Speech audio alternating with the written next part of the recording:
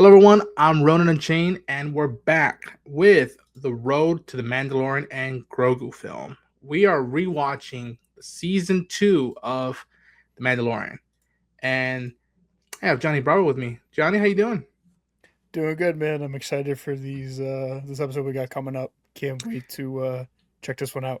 Yeah, folks, it's been a while since we've seen this, and I did it intentionally. I don't know about Johnny did, but I did it intentionally because I'm like, I want to see how it's been since I rewatched these episodes leading up to the film, and listen, episode 15 is up until that point the most monumental moment of Yeah. a talk about cult classic and like fan favorite stuff lining up. And I'm gonna just say, do you have any thoughts before we start, Johnny? Or Uh, no. I mean, I'm in a weird spot where it's like I know what this episode is, but I don't want to say too much, even though we both mm-hmm, seen it before.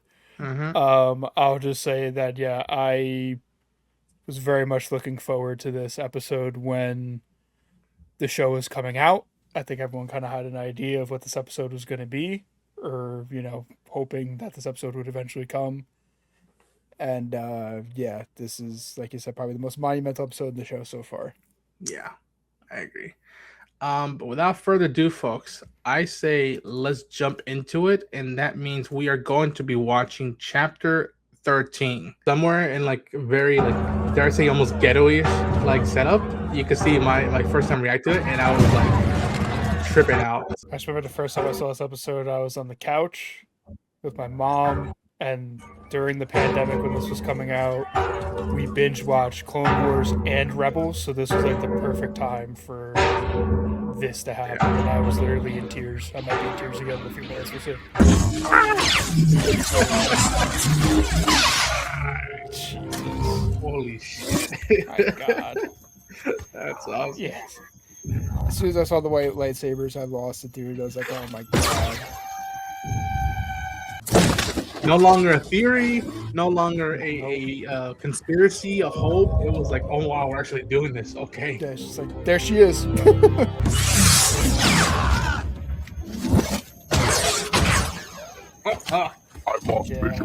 know it's shot. Yeah, it's so good. It's like a horror movie almost. Yes. Honor theme. Oh God. man. Rosario fucking Dawson. I've been expecting you. Then you know what I want. You will learn nothing from me. I won't give you that choice. Woo. That's how you fucking start an episode. Woo. My God. How about a dent in the universe? Jedi, Yeah. chapter 13. This is a dent in not just a Star Wars universe, but our universe. Wow. Yeah. And again, folks, because yeah, we're talking about Ahsoka, but this is the Mandalorian, and like again, these I call them. I love it saying it, but the side quest. It's a side quest show, but with character arc going, and moments like that, of like I'm standing on the landing, get back to gear, and him looking and be like, "What I tell you, kid? Go back and put your seatbelt on." And this kind of way, like this is why we are getting a movie. This is why people gave a shit about this.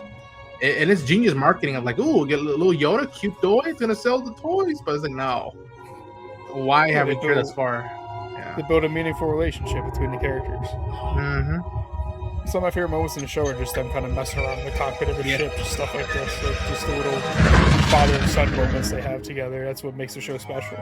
That ball, I want more than anything. I want that ball because it has significance now. Of like, yo, that's the relationship right there. And the VFX, and look at this dude. Like, it looks so good. Like, this looks great. It looks like a kind of like sister planet to Dagobah in a way, like kind of swampy, woodsy, kind of dark and grimy. That's why, like again, people were worried about the movie because it feels like a TV show. It's like, well, the TV shows look this good. It's like it's more cinematic than any other TV show I had seen up to that point. And Corvus now has more like history because if you've seen Tales of the Empire, although that arc wasn't the strongest, I still dug it because there are moments I'm like, oh, like this place now has significance. We care about more of it now. And yeah. What do you make of this? It's dangerous to roam at night. Take this sword.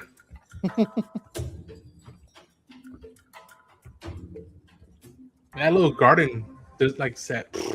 Oh, bro, Kill Bill vibes all the way. Yeah, how's the blue leaves? Yeah. Mm-hmm. Oh, you can hear him all right. Oh, Yeah. did you ever catch Sound him? design. Oh yeah, yeah.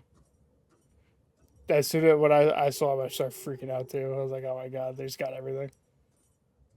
There we go. Yeah, Right there on the yeah. I'm like, oh. Mm-hmm.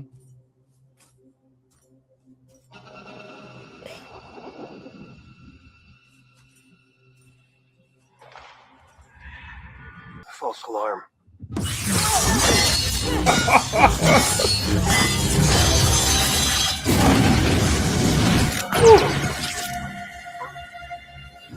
On that smirk. Ahsoka Tano. Oh, Bo-Katan sent me. just that sentence alone. Yeah, and that's the framing of that. It's like, yo. I hope it's about him.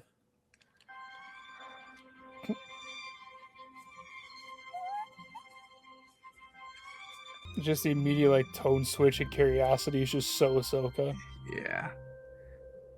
I'm a nerd, dude. I could feel I have the stupidest grin on my face. I'm like, what the fuck? Oh yeah, man? I mean it's impossible not to, man. It's awesome. I was going back and forth from smiling and crying this whole episode. Yeah. Not even, it's more than shots now. And again, it's cool to the cinematography. It's like paintings. Yeah, Each frame is a fucking yeah. painting. Like there's just so many like shots from this show that I would just literally take a screenshot of, put it on the wall, frame it. Oh, like that is. Mm-hmm. I knew when I heard her voice and I saw it, I'm like, she's got it. Yeah. That's why I remember this shot they painted. People were like doing fan art Yes. out the wazoo. Like, Yeah, because like that moon and everything. Yeah. It's just awesome. Grogu and I can feel each other's thoughts. and the name. Yep, there it is. Oh, Yes.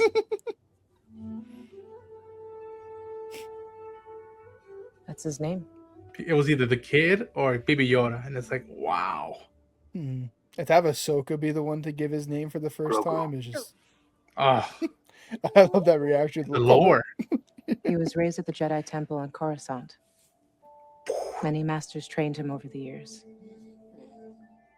At the end of the Clone Wars, when the Empire rose to power, he was hidden. I want to see that so bad. Someone took him from the temple. I've only known one other being like this. A wise Jedi master named Yoda. Oh man, and even the theme, I was like, oh, Dave, you're flexing, Oof. man. Can he still wield the Force? You turn on the water sprinklers, Meaning man. his powers. The Force is what gives him his powers. It is an energy field created by all living things. And the Obi-Wan line, it's like, oh, I To love wield that. it takes a great deal of training and discipline. I've seen him do things I can't explain. Like again, it's exposition, but it's deep lore shit, and like, and it's he's making it simple enough that like for us, that look of like, you know, he needs your help as a as fans, what that's gonna cost her, like what the stake at. Let's see what Yep. knowledge is lurking inside that little mind. But if you don't know, she's simply like almost subtly telling you, oh, there's more to this than just asking me, can I train your kid for like 5 minutes? It's like, no. There's more to it. God, I fucking love Ahsoka. Jesus. Yeah. He's hidden his abilities to survive over the years. I want to see if he'll listen to you. That would be a first. I like firsts. Good or bad, they're always memorable. Now hold the stone out in the palm of your hand. And tell him to lift it up. All right, kid. Lift the stone. Come on. Good job. Good job, kid. You see that? That's right. I knew you could do it. Very good. He's formed a strong attachment to you.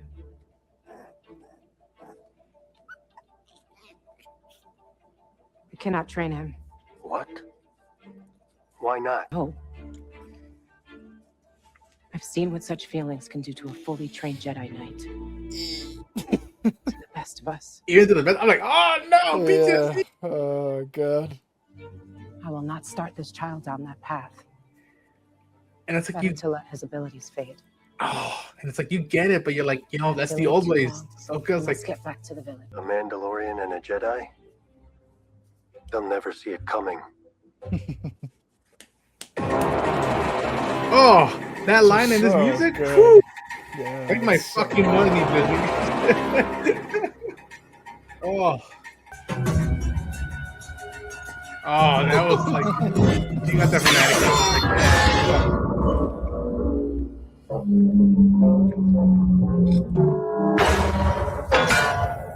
And dude, I don't know if you've seen Yojimbo or the old school samurai movies. This shot is right out of Yojimbo. Like I'll show you later a screenshot of it, but it's like it's literally right out of that or any other spaghetti western. I believe it. I remember that was like the big thing when this episode came out, is that this was pretty much like a whole samurai episode.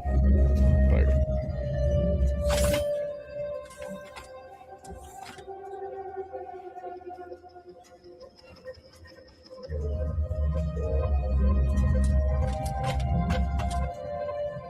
I love you, Dave Filoni.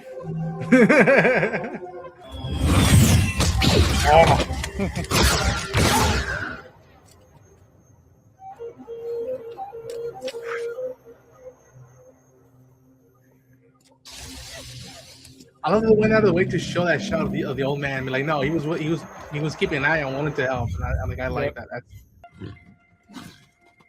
You see that? You see that, Johnny? Oh yeah. A fucking log cat. Yeah, you just gotta have it. You gotta have it. Oh, this is Oh literally my from Rebels. God, Like, man. Oh.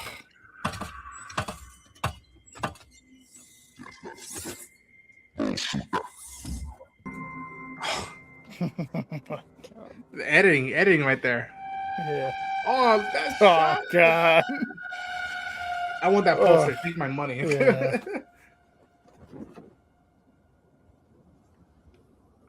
So you're through with the Jedi. Looks that way. Just throw in, don't let me be understood right now. Mm.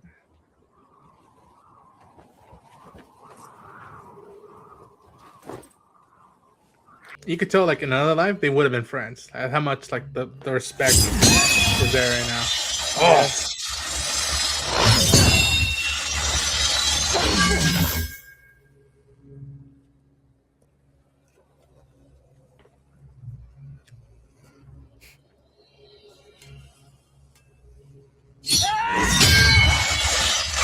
Behind you. Instant headshot. Now tell me, where is your master? Where is Grand Admiral Thrawn? Oh, man. Oh, Just do shit. all the Rebels things, Dave. Just do Why all not? of it. Just do it all. For those who don't know, that guy, the blue guy right there, that's who she's asking about. Like, you already had like the icing and the cherry on top. That's just like, I oh no, you have like a stripper coming out of the cake now. It's just like, No, I can't accept. Wait here. I'll and go Ahsoka get would be him. the one to do it. Even that tone of you heard him, like, wait here, I'll go get him. But, like, you could Yeah. tell, like, he doesn't So want I- to do it, but, like, yeah. Go to the planet Tython.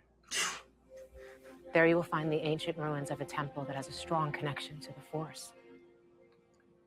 Place Grogu on the Seeing Stone at the top of the mountain. If he reaches out through the Force, there's a chance a Jedi may sense his presence and come searching for him. Thank you. May the Force be with you. I don't think we even heard this, the May the First Be With You in a while in the show. It's like, Yeah. yo.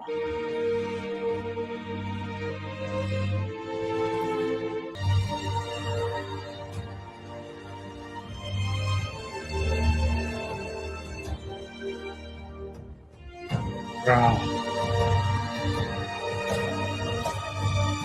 Oh man.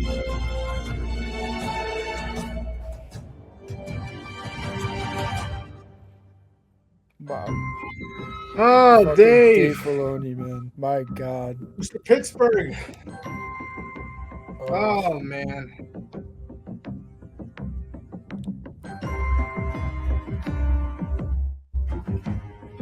Yeah, man. I'm not gonna lie. I almost wanted to shed a tear. I almost wanted to shed a I tear. did. I was like, I know. I was like, I'm there with you, man. I'm there with you.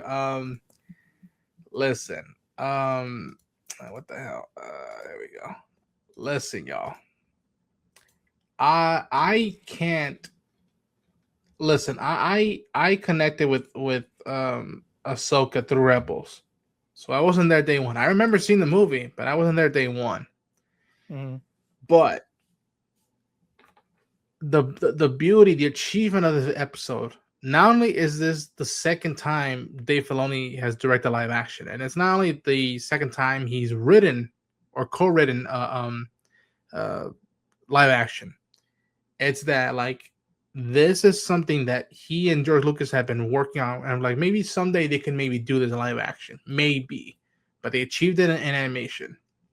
Yep. And it's also people don't realize this also is a roll of the dice. You don't know if this was gonna work or not because again, live action is different from animation, and animation is different from live action, and your audiences are different, and you don't know if Yep. people are gonna connect to it from a new. I knew I was watching history when this first dropped, and I feel like you feel the same way.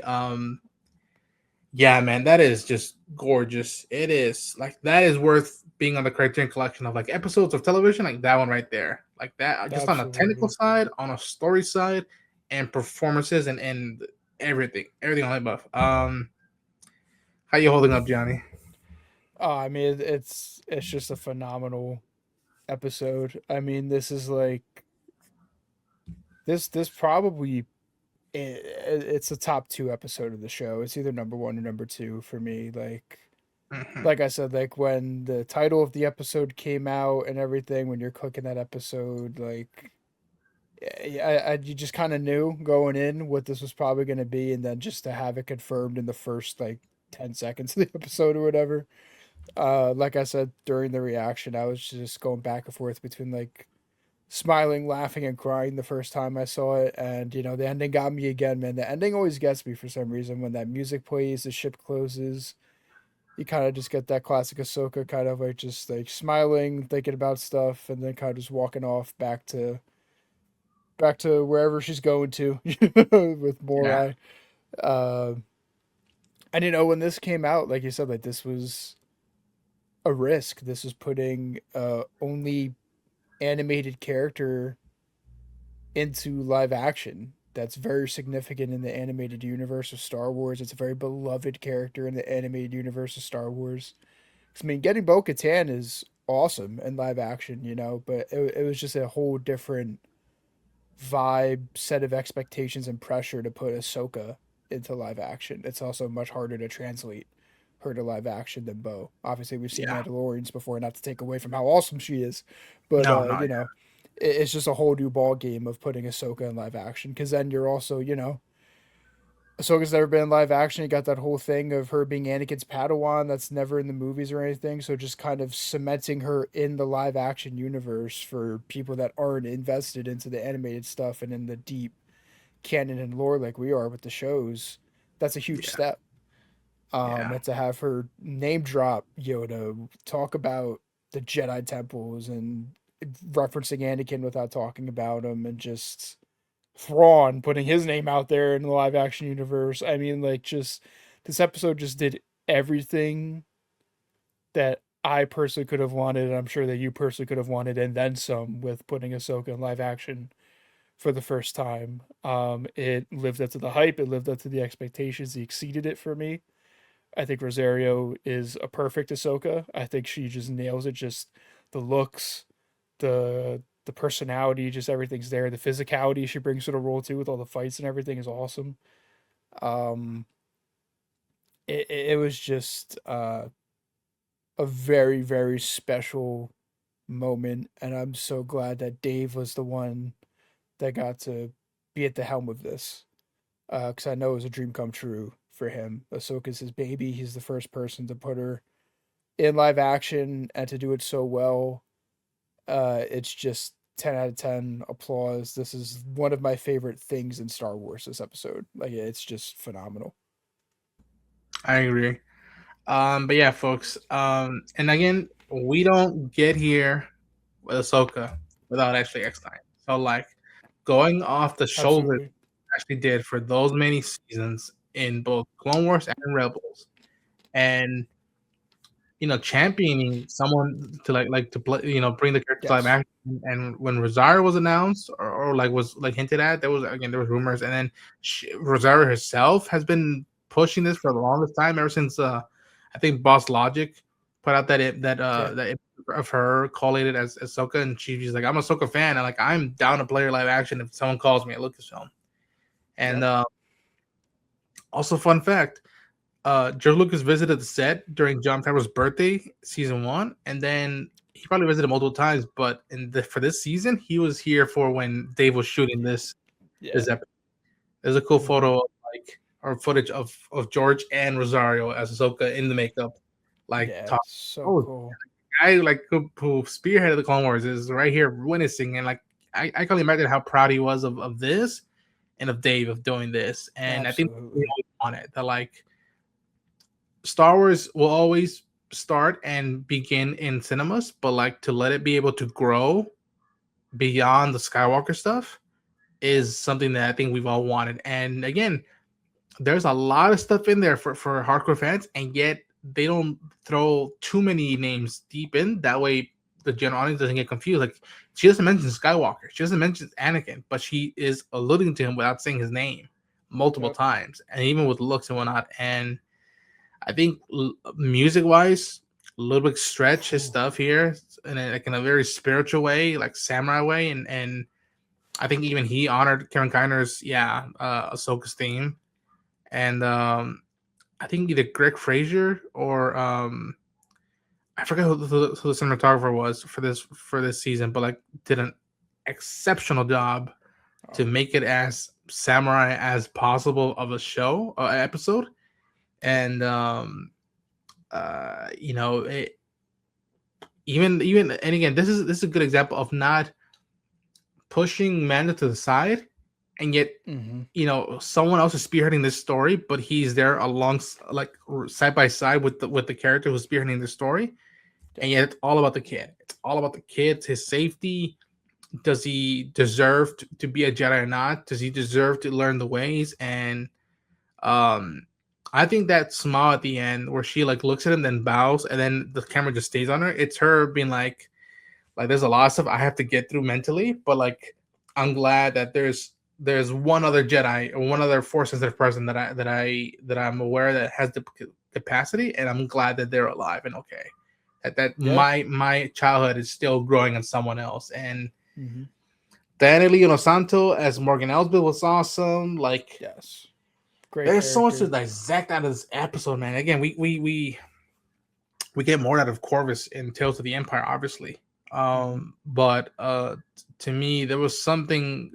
To me, my favorite part of this episode, beyond just like where's Grand Admiral Thrawn. Besides that, is like the moments where it's like it's literally Mando and Ahsoka just either staying next to each other or side by side of like Mandalorian and Jedi. They'll never see it coming, or even him standing and her like up on the like top of the gate, and like that's all I need. That's all I need. I could see or read 1,000 words on those visuals. Did you have a favorite moment, Johnny?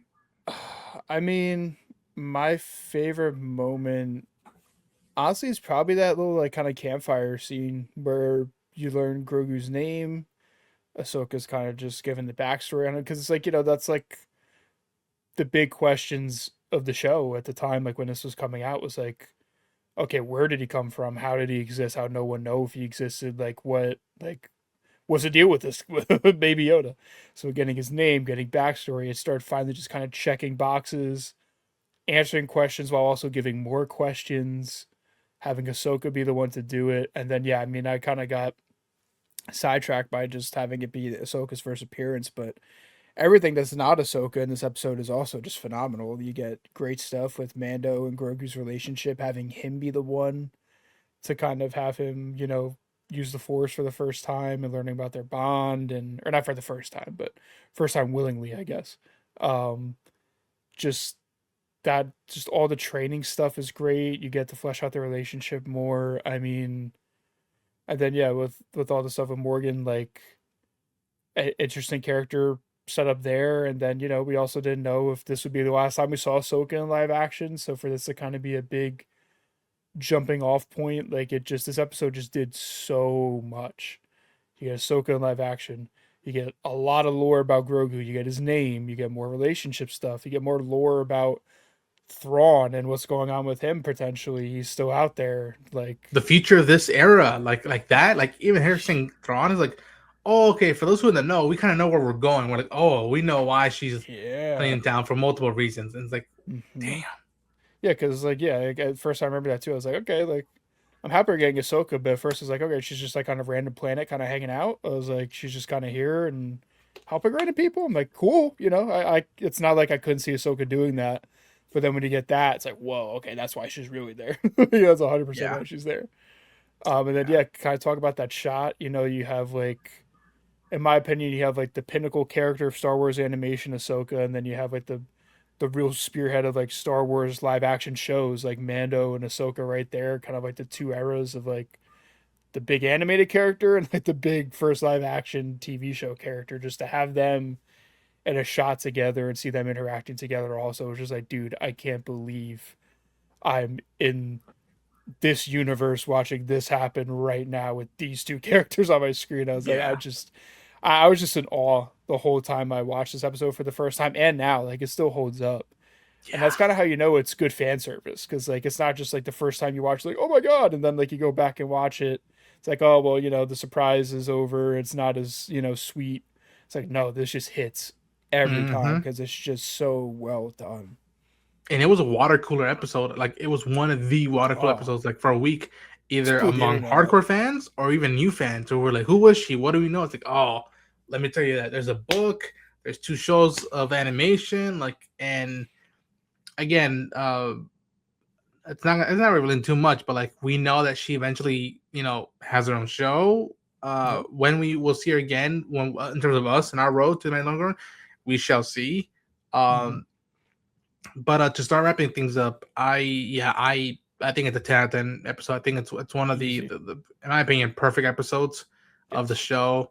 I think this is like, it felt like, and I've always compared Favreau and Filoni to like the Lennon McCartney of Star Wars. They're like it's Paul McCartney and John Lennon of the Beatles, and in one album maybe Paul McCartney was the highlight, and maybe one other was John Lennon, and like this felt like John fully trusting Dave to tell, almost like a one-shot story in a continuation of an arc, and being like, all right, dude. I put this show together alongside you, but guess what? Right now, you're in charge of the wheels. You choose the car, you choose the speed, and I back you up no matter what happens. And and I can only imagine how proud Dave and people, not even just in live action and Captain Kennedy and all them, but the animation crew watching this, like how proud they must have been. Like, all right, one of our guys made it in live action, and even to this day, always goes back to it and tries to preserve animation while still wanting to learn more. And that's the essence of, like, sound nerdy, but a Jedi. I was like, no, there's still more to learn, even after I learned all this much. And somewhere, I don't know if he smokes or not, but somewhere George Lucas might have been smoking a cigar and drinking whiskey, be like, yep, good, all right. Well, it's like, yeah, I loved it. What, you have any final thoughts on it, Gianni? Nah, man, I could keep going over and over and over again. I mean, it's just, like I said, 10 out of 10. This is peak Star Wars cinema right here. I mean, everything I wanted and more. I'll just stop there. I can keep going and going and going. This is just a phenomenal episode. Perfect. Yeah. Folks, that is gonna wrap our reaction and review of Chapter 13, Episode 5 of Season 2 of The Mandalorian. Gianni, thanks, man. Thanks so much for rewatching this, taking the time out of your own day to geek out with another Star Wars fan. Absolutely. Thank you for having me and letting me cry with you on camera and everything. This is great. That's what YouTube's about, y'all. That's what it is, ads. But please please plug yourself. Let people know where they can find you. And again, spread the word out. People, they tell them what they should look at, especially for Mondays. Yeah, Johnny Bravo 6 on Twitch. I do Music Mondays almost every Monday. A lot of them are with Chainsaw Reacts, where we just make playlists for each other of different music we like, and play for each other, and give kind of like our reviews of the songs we play for each other. And I do a lot of music related content, video game content. Sometimes I'll do like podcast stuff about movies and shows, which I want to try to start doing again on my YouTube. Also, if you want to subscribe to my YouTube, it's also Johnny Bravo 6. It's a little bit of a graveyard over there, but I want to try to revive it at some point. But Twitch is the place to be. Here.